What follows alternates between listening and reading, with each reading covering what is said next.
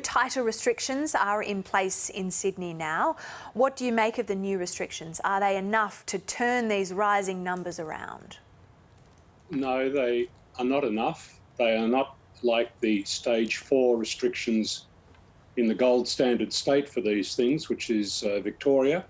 And until they are, we will be running behind to try to stop the spread of the Delta variant in Sydney.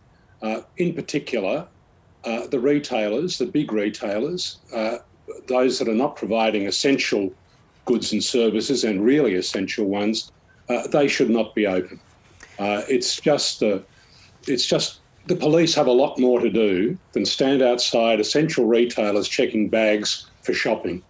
If you want to stop the virus, who should be outside those retailers are health workers testing the staff and the customers as they come and go for COVID. Now, let's get real. That's what's got to happen.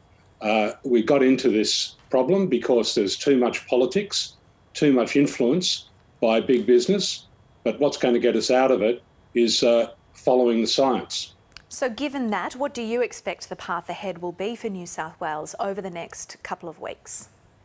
Well, that depends critically, as the Premier and Chief Health Officer said yesterday, on what everybody in Sydney now does. We have to stay at home. We have to get tested if there's any sign of symptoms, and we have to buckle down and hunker down. It's entirely regrettable. It was pretty avoidable, frankly, but every step of the way, politics got over the science. The politics stopped proper quarantine at Sydney Airport, and we got out there. It then delayed the first lockdown light by 10 days, when we should have gone maybe in 3 or 4 days. And it had 2 weeks of this argument, evidently, within the New South Wales government about whether we should learn to live with COVID, amazingly, or, as the Premier and Chief Health Officer clearly wanted to do, which was to lock down faster and harder and do it sooner. Yes, Gladys Berejiklian has said that there's no way that New South Wales can reopen with the Delta strain and the current low rates of vaccination that we have in Australia and particularly New South Wales. She said, you know, she stressed this week that you can't live with Delta. Is that a comfort to you? Oh, it's great. I mean, she's just saying the blindingly obvious. You cannot live with COVID, and you certainly can't live with the Delta strain. It's been around since last December, and Australia, unfortunately, at the top level, decided not to do the preventive and sensible things to upgrade the quarantine arrangements that might have stopped it getting out into the community. And as we know, the terrible story about vaccinations. The problem in southwestern Sydney particularly is that while Australia has very low rates of vaccinations today, it's much lower in southwestern Sydney. Only about half of people over 70 are vaccinated. And of course, we have a real problem with vaccination in the general community because there's not been a supply. What really needs to happen now, I'm afraid, is that the best vaccine of all is money. And the amounts of money put aside or put into this by the federal and state governments to support workers, to support businesses, just don't touch the side. So let's get on with that today and tomorrow, not on Monday and Tuesday, and really get the funds necessary to support the casual workers who won't be working in the big retailers generally, to stay at home and to get tested. And let's do something to support the small businesses who in the next few weeks have to pay rent, all of these other outgoings that they can't avoid, and they have no revenues or very few revenues to come in to offset it. Now, we need money right now.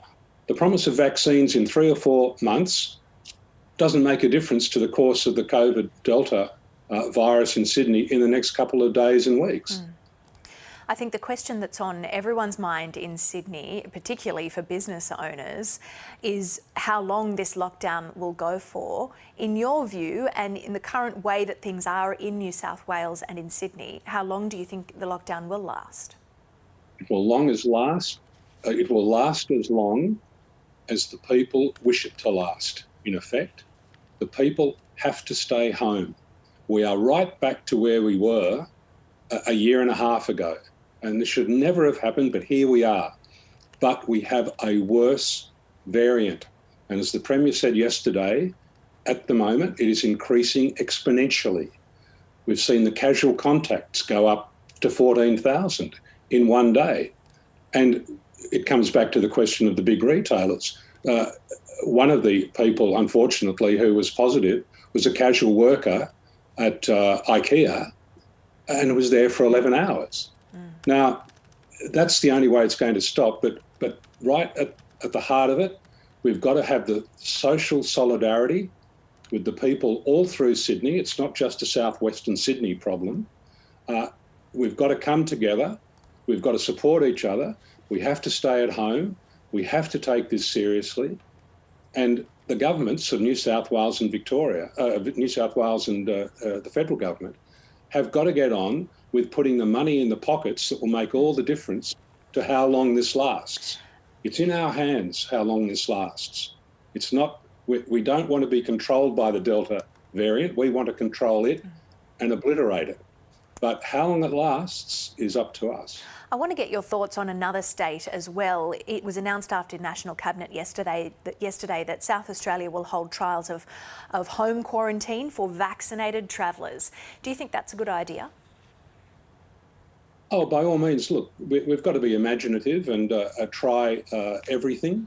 We've got to adapt to the world that we're going to live in. I think people, unfortunately, have an idea there's a Freedom Day coming, which will return us magically to the world that we left behind at the beginning of 2020. I've got terrible news for people. That's not going to happen. If you want to believe Freedom Day is coming, you can believe in Santa Claus and the Tooth Fairy. But that's not what's going to happen. So we've got to be imaginative. We've got to build a better life for ourselves. And if home quarantine, how we're going to work with vaccinated Australians and the world and travelling, which we all want to do, and open up, which we have to do really, and vaccine passports and how this is going to work, let's apply all of our imagination, optimism, ambition, and try everything, but let's try it on the basis of science and not politics. What got us into this in the world was politics. Nature creates viruses, but politicians are really good at prolonging pandemics by thinking that politics can win out over this and rejecting science or rejecting the parts that are too hard or too difficult.